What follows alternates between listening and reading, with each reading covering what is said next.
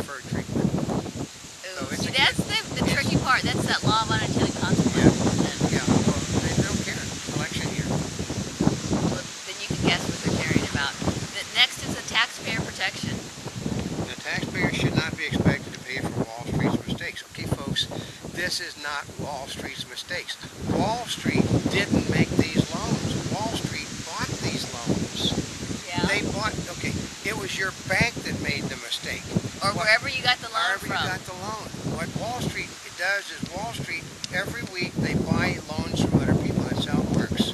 And what they did was bought loans on good faith.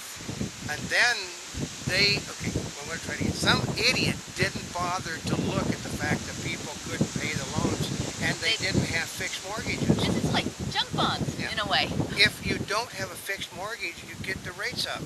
And That's right. And if you could barely afford it before when they're basically really low rate.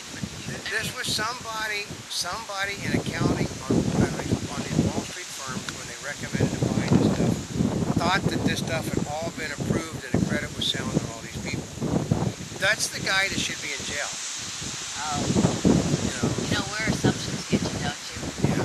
Yeah. Okay. Let's see. Okay, basically the legislation requires companies that sell some of their assets to the government to provide warrants so that taxpayers will benefit from any future growth of these companies. They aren't going to grow, folks. Most of these companies are tanking. They aren't going to grow, so you're not going to get it back. The legislation also requires the president to submit legislation that would cover any loss to the taxpayers. Basically, it means raising taxes. If you're putting money out that you're not going to get back, you have to raise taxes to cover what you spent. Well, this is kind of like the, oh boy. Okay, no windfalls for executives. Now, you know, part of it is we may all get upset because they have all these windfalls, things that were written into their contract. The contracts are legal. You can't undo the contracts. And basically, nobody is going to work for one of these companies now and make less money than a secretary.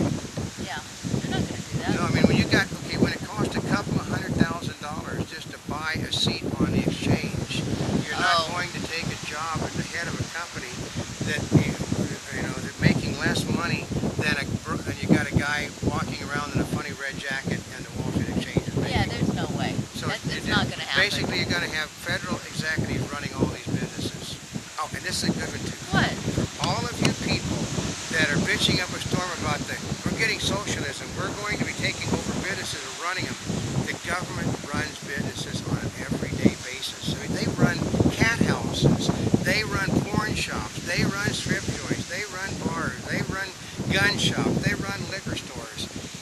You know how they do it? Called the Internal Revenue Service.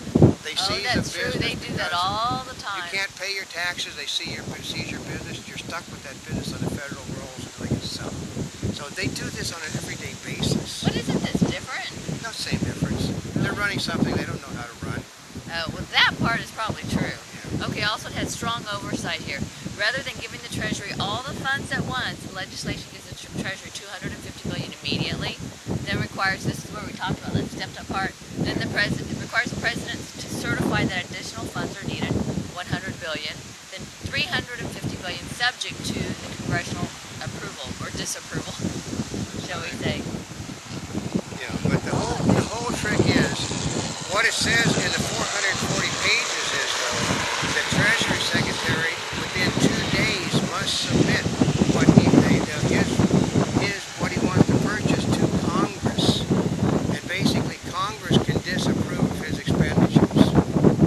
So he doesn't that's going to come up. He has the discretion to buy, he doesn't have the discretion to close. Only Congress can close. So there is no $250 billion, there's not even $250 billion. I guess that's why we have checks and balances, but still, I mean... But there's going to be more to this. I mean, just like I said, go to www.montebubble.net. There is a link to the 440 pages and actually read some legislation that is boring as heck. But in that thing, you're going to see tax breaks for racetracks. You're going to see tax breaks for people to make wooden arrows. You're going to see tax breaks for people that make toys for children. You're going to see many bridge to nowhere things being funded. Should we talk about the tax breaks? Yeah. Okay. Or wait, so we get excited, we want to talk about tax breaks, but first, let's go ahead and end this one. We end this one because, I mean, there's more on this one. So until this time, this is Oldecam for MontyBubbles.net. And this is not a spring chick. We're here yesterday, today, and tomorrow.